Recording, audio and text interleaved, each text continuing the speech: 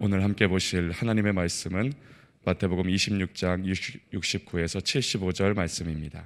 베드로가 바깥 뜰에 앉았더니 한 여종이 나와 이르되 너도 갈릴리 사람 예수와 함께 있었도다 하거늘 베드로가 모든 사람 앞에서 부인하여 이르되 나는 내가 무슨 말을 하는지 알지 못하겠노라 하며 앞문까지 나아가니 다른 여종이 그를 보고 거기 있는 사람들에게 말하되 이 사람은 나사렛 예수와 함께 있었도다 하매 베드로가 맹세하고 또 부인하여 이르되 나는 그 사람을 알지 못하노라 하더라. 조금 후에 곁에 섰던 사람들이 나와 베드로에게 이르되 너도 진실로 그 도당이라 내 말소리가 너를 표명한다 하거늘 그가 저주하며 맹세하여 이르되 나는 그 사람을 알지 못하노라 하니 곧 닭이 울더라. 이에 베드로가 예수의 말씀에 닭 울기 전에 내가 3번 나를 부인하리라 하심이 생각나서 밖에 나가서 심히 통곡하니라. 아멘. 예수님께서 최후의 만찬 자리에서 제자들에게 말씀을 하셨는데 마태복음 26장 31절 말씀입니다. 오늘 밤 너희가 나를 버리리라 하셨습니다. 그러자 그 말을 들은 베드로가 말했죠. 마태복음 26장 33절에서 35절까지 말씀에 나오는 것처럼 모두 주를 버릴지라도 나는 결코 버리지 않겠습니다. 그 말에 대해서 예수님이 오늘 밤 닭 울기 전에 내가 3번 나를 부인하리라 했습니다. 베드로는 주님의 그 말을 듣고 내가 주와 함께 죽을지언정 주를 부인하지 않겠습니다 말합니다. 베드로가 그렇게 말하는 것은 아마도 이런 것도 포함되어 있으리라 봅니다. 주님, 저는 정말로 부인하지 않습니다. 제가 그렇게 약한 사람이 아닙니다. 내가 그렇게 주님을 배반할 사람이 아닙니다. 나는 죽으면 죽었지 주님을 부인하지 않겠습니다 하는 아주 단단한 각오가 있었겠죠. 그런데 오늘 말씀에 나오는 것처럼 베드로가 바깥 뜰에 있을 때 한 여자가 와서 너도 갈릴리 사람이다, 갈릴리 사람 예수와 함께 있었다 얘기를 할 때 모든 사람 앞에서 부인합니다. 다시 또 다른 여종이 와서 이 사람은 나사렛 예수와 함께 있었다 그러자 이번에는 맹세하고 부인합니다.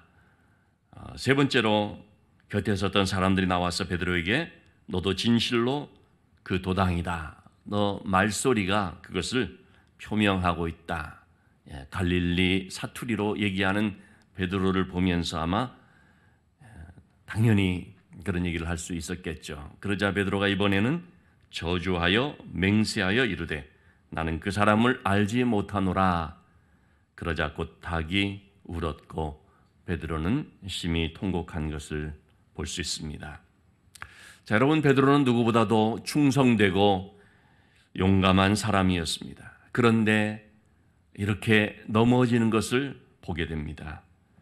여러분, 베드로가 넘어지는 것은 용기가 없어서가 아니라, 왜냐하면 용기가 없었다면 아마도 다른 제자들처럼 다 도망가 버린 제자들처럼 도망가고 그 자리까지 예수님이 잡히시고 신문을 받는 그런 자리까지 쫓아오지 않았을 것이지요. 요한복음 말씀에 보면 대제사장의 뜰이다라는 표현을 쓰고 있는데 용기가 있으니까 거기까지 오지 않았겠습니까? 자, 그런데 베드로는 나름 용기가 있었을지 모르지만 또 한편으로는 담대하지 못했던 것을 보게 됩니다. 정말 죽으면 죽으리라 했다면 그런 중요한 순간에 분명히 내가 예수님의 제자다 고백하면서 뭐 좀 어려움을 당해도 내가 당하겠다 할 수 있었겠죠. 그런데 그러지를 못했습니다. 자, 여러분, 이런 것을 보면 여러분 누구나 다 넘어질 수 있다는 사실을 알아야 됩니다. 베드로가 넘어졌다면 우리 또한 그럴 수 있다는 사실을 알아야 됩니다. 자, 그러면 왜 베드로가 이렇게 넘어졌을까요? 그것도 주님이 이미 말씀을 하셨는데도 왜 이렇게 실패하게 되었을까요?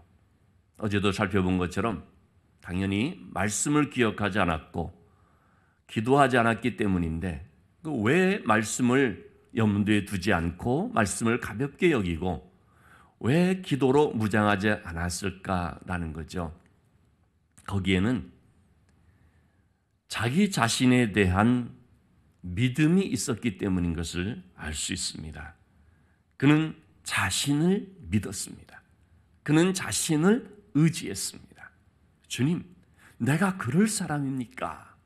나는 절대로 그렇지 않습니다. 주님의 말씀을 하실 때도 주님, 아직도 저를 모르십니까? 아마 그런 생각을 했을지 모르겠습니다. 주님, 사람을 잘못 보셨네요. 어떤 그런 반박하는 생각이 있었을지도 모르겠습니다. 그는 주님의 말씀보다도 자기 자신을 믿었던 것입니다. 내가 그럴 사람이 아니다.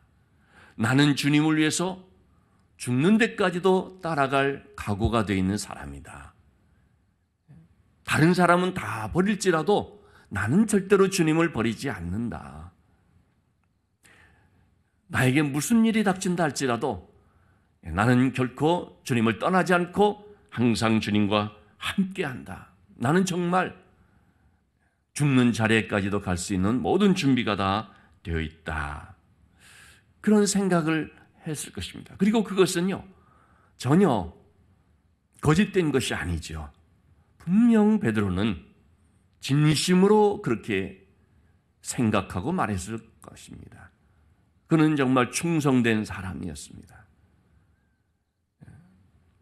오죽하면 예수님이 잡히시는 자리에서 칼을 빼어 잡으러 온 사람 중에 한 명을 휘둘러 이제 귀가 잘려지도록 그렇게 할 정도였겠습니까? 그런데 그는 그런 진심 어린 고백을 나름 충성된 마음으로 주님과 함께한다라는 이런 생각들, 이런 것을 지킬 수 있는 의지가 자기에게 없다는 사실을 이걸 모르는 것입니다. 여러분, 우리도 참으로 주님을 위해서 믿음으로 살겠습니다. 충성된 종이 되겠습니다. 무슨 일이 있어도 내가 이걸 곧 주님을 떠나지 않겠습니다라는 생각을 하죠. 그리고 결심을 굳게 할 수도 있습니다. 문제는 그런 의지와 그 마음을 지킬 수 있는 힘이 자신에게 있는 것이 아니라는 사실을 이걸 모른다는 것입니다. 우리가 흔히 어떻게 생각합니까? 내가 결심하면 된다고 생각을 합니다. 내가 이런 마음을 품으면 지킬 수 있다라는 생각을 합니다. 그런데 그런 의지가 우리에게 있는 것이 아닙니다. 왜냐하면 우리는 참으로 연약하거든요. 막상 상황을 만났을 때 자신이 어떻게 행동하게 되어버리는지를 잘 모르는 것이 우리들의 모습입니다. 베드로가 예수님 앞에 내가 절대로 예수님 버리지 않겠습니다. 그냥 큰 소리만 빵빵 친 것이 아닙니다. 그렇게 될 줄을 자기 자신도 알았거든요. 아무리 주님에게 위급한 상황이 온다 할지라도 나는 끝까지 주님을 지킬 수 있을 것이야. 그렇게 될 줄로 생각을 했거든요.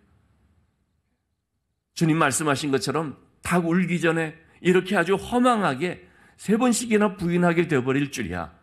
자기 자신도 몰랐던 것이죠.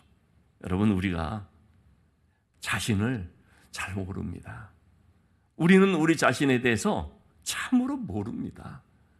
우리가 얼마나 연약한지를요, 잘 모릅니다. 그렇기 때문에 우리는 자기를 믿었다가 낭패를 당하는 일들이 너무나 많습니다. 나는 이런 정도의 믿음이야 라고 생각을 했는데 어떤 고난을 딱 만났을 때 거기에 너무나 낙심하고 그냥 무너져 내리는 모습을 보게 되면 자기 자신이 당황을 합니다. 내가 이런 정도의 믿음밖에 안 됐나? 내가 이런 정도의 수준밖에 안 되었나? 나 그런 사람 아니었는데 스스로가 그런 생각을 이제 하게 되는데요. 그것은 자기 자신을 너무나 모른다는 것입니다. 그래서 우리는 하나님 앞에서 정말 겸손해야 됩니다. 하나님, 참으로 저는 부족합니다. 저는 정말 연약한 존재입니다. 저는 질그릇과 같이 깨어지기 쉬운 자입니다. 이렇게 우리 자신들에 대해서 겸손히 인정을 해야 됩니다. 우리는 우리 스스로를 자꾸 증명하려고 할 때가 있거든요. 내가 믿음이 얼마나 좋은지, 내가 얼마나 의로운지, 자기 자신을 이렇게 나타내려고 할 때가 많이 있습니다. 근데 여러분, 그런 것들은 전부 다 부질없는 것입니다. 그렇게 하게 되면 우리는 실패하게 됩니다. 우리는 우리 자신을 증명할 필요도 없고 또 그렇게 마음 먹는다고 해서 되는 것도 아닙니다. 그런 점에 있어서 바울 사도는 이런 고백을 했던 거죠. 고린도전서 10장 12절 말씀에서 그런즉 선줄로 생각하는 자는 넘어질까 조심하라. 우리가 섰다고 생각하는 순간 우리는 넘어지게 됩니다. 좀 괜찮아지는 순간 아, 나 이런 사람이로구나 여기게 됩니다. 제가 속초에 한번 갔을 때 누가 소개를 해주는데 무슨 맛집에 가면 거기는 전국적으로 유명한 곳이니까 가서 꼭 뭐 좀 먹고 오라고 해서 한번 간 적이 있습니다. 무슨 생선 구이 그런 거였던 것 같아요. 정말 가니까 이 코로나 시국인데도 뭐 사람들이 자리가 없을 정도로 가득 차 있더라고요. 근데 딱 들어가면서 입구에 이렇게 액자가 글씨가 써진 액자가 딱 걸려 있는데 성경 말씀이 써진 거죠. 제가 너무나 신기해서 사진도 찍어왔는데 액자에 써진 글씨가 뭐냐면 선줄로 생각하는 자는 넘어질까 조심하라. 여러분, 이런 식당이나 사업장 이런데 그 말씀 액자가 걸려 있을 때 뭐 창대케 되리라, 복이 될지어다, 뭐 그런 말씀들이 써진 걸 많이 봤지만 선줄로 생각하는 자는 넘어질까 조심하라 이렇게 써진 액자는 제가 처음 봤습니다. 그래서 제 나름대로 해석입니다. 아, 이 사람들이 잘 되어지고 있을 때에 넘어질 수 있으니까 조심해야겠구나라고 스스로 겸손하게 그걸 또 명심하기 위해서 이렇게 해놨겠구나, 그런 생각을 이제 했었습니다. 여러분, 우리가 뭐 조금만 되면은 나 이런 사람이야 이런 생각이 들거든요. 그런데 여러분, 그거 아니거든요. 넘어질 수 있습니다. 조그마한 어떤 문제 앞에서 연약해질 수가 있습니다. 그런 점에 있어서 누가 하나님을 바라보는가, 누가 하나님의 말씀을 붙잡는가, 자신의 연약함을 아는 사람입니다. 자신의 부족함을 아는 사람입니다. 베드로는 이 점에서 실패했던 것입니다. 말씀을 단순히 기억하지 못했다 하는 것이 아니고 자신의 연약함을 몰랐다는 것입니다. 자신의 그 부족함을 정직하게 인정하고 주님의 그 말씀 앞에 엎드릴 수 있어야 했다는 거죠. 여러분, 우리는 정말로 하나님의 말씀을 가볍게 여기면 안 됩니다. 하나님께서 그 말씀을 하실 때는 그냥 하는 말이 아닙니다. 성경에 있는 모든 말씀들, 방금도 인용한 그런즉 선줄로 생각하는 자는 넘어질까 조심하라, 특별한 사람들에게 주어진 말이 아니고 누구나 해당될 수 있다는 것입니다. 심지어 제자 중에 제자라고 말해지는 베드로에게도 해당되는 것이고 사도 중에 사도라고 말해지는 바울에게도 해당되는 것이기 때문에 누구에게나 다 이 말씀은 기억해야 되고 생각해야 되는 말씀이 되는 거죠. 베드로는 자신의 연약함을 모르고 자기 자신을 의지하였고 그럴 때 말씀을 붙잡지 못하고 기억도 못하고 넘어진 그 뒤에야 말씀을 깨닫게 되는 안타까운 일을 경험하게 됩니다. 또 베드로에게 있어서 하나님의 말씀을 좀 가볍게 여기고 기도로 깨어있지 못했던 것은 보면 사탄의 존재에 대해서 너무나 쉽게 생각을 했다는 것을 볼 수 있습니다. 같은 본문의 말씀에서 누가복음 22장에 보면 주님은 베드로에게 말합니다. 시몬아 시몬아 사탄이 밀가부르듯 하려고 너에게 요구했으나 그 말이 뭡니까? 사탄이 밀가부르듯이 이렇게 아주 손쉽게 사람들을 넘어뜨릴 수 있는 유혹할 수 있는 존재인 것을 말하는 거죠. 사탄이 있음을 말하는 것입니다. 그 사탄의 시험에 자칫하면 넘어질 수도 있는 것이기 때문에 바로 이러한 사탄의 시험을 주의하라는 것입니다. 여러분, 우리는 사탄에 대해서 사탄의 또 미혹하는 것에 대해서 무서워할 필요는 없습니다. 사탄의 시험을 무서워하게 되면 그 또한 쉽게 당해버리는 것이기 때문에 무서워할 필요는 없습니다. 그러나 반면에 가볍게 여기서도 안 됩니다. 항상 우리는 이러한 이 두 가지를 늘 균형 잡게 생각을 해야 됩니다. 무서워할 필요도 없고 그렇지만 가볍게 여기서도 안 되고 그래서 늘 조심하면서 경계심을 가져야 되는 것이죠. 경계심을 늦추는 순간 허점을 보입니다. 가볍게 여기는 순간 자기도 모르게 그만 유혹을 받아서 이미 유혹에 넘어지는 가운데 있음을 보게 됩니다. 그래서 우리는 늘 깨어 기도해야 되는 것입니다. 사탄이 너무 무서워서가 아니라 내 자신이 너무 쉽게 사탄에게 넘어질 수 있는 사탄을 가볍게 여기면서 그렇게 될 수도 있기 때문에 깨어 기도해야 되는 것입니다. 그러니까 여러분, 우리가 누구를 무서워해야 되는 것이냐면요, 사탄을 무서워하는 것이 아니고요, 자기 자신을 무서워하는 것입니다. 여러분, 정말 우리가 우리 자신을 무서워해야 됩니다. 다시 말하면 우리 자신이 얼마나 교만해질 수 있는 자인지, 얼마나 쉽게 유혹 앞에서 그냥 넘어질 수도 있는 자인지 자기 자신을 우리가 경계해야 되는 것입니다.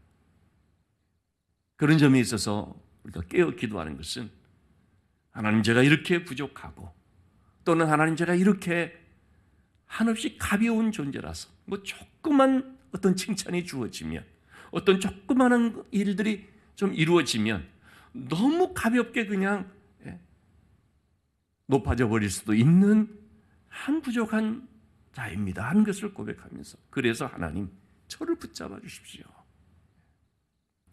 힘든 일을 만났을 때도 무너지지 않고, 좋은 어떤 일들이 잘 될 때도 그냥 쉽게 교만해지지 않고, 이렇게 하나님께서 항상 제 중심을 붙잡아 주십시오라고 우리는 자기 스스로를 주의하면서 기도할 필요가 있는 것이죠.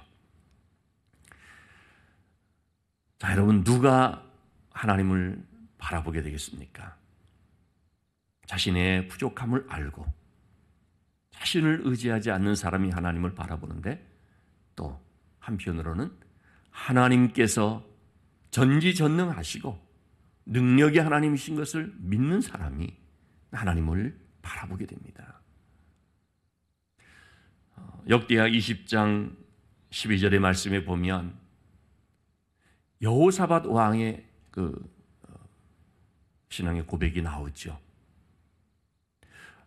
암몬과 모압과 마온 자손, 이렇게 세 그 연합군이 여호수아를 향해서 쳐들어왔을 때 너무나 많은 그런 적들 앞에서 여호수아는 하나님을 바라봅니다. 하나님, 우리가 우리의 힘으로는 도무지 감당할 수가 없기 때문에 하나님만을 바라보고 오직 주만을 바라보며 나갑니다. 하나님께 능력 있고 하나님께 승리를 할 수 있는 힘을 힘이 있는 줄 믿습니다.